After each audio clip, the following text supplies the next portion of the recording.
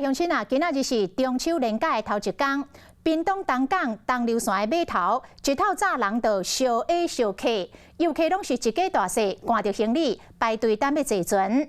若小琉球当地耍水的景点，迄人更加是靠。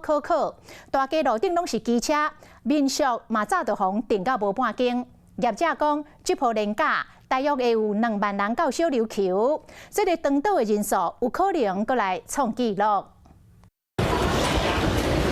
东港东流线码头人是摆甲热长，游客带规家伙仔等待坐船，后船室内底嘛，互游客客甲地满满。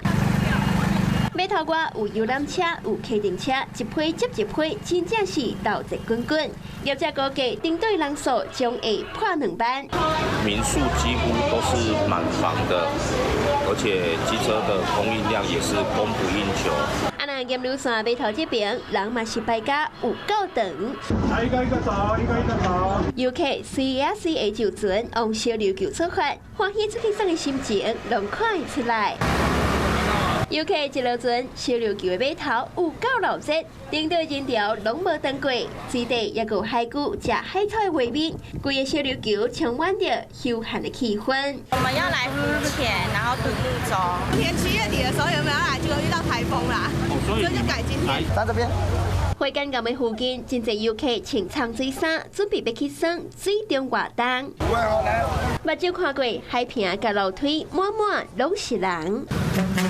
沙拉街来到街路顶，无论行到地，人潮拢是满。有游客坐耳朵摆，欢喜的心情完全藏袂掉。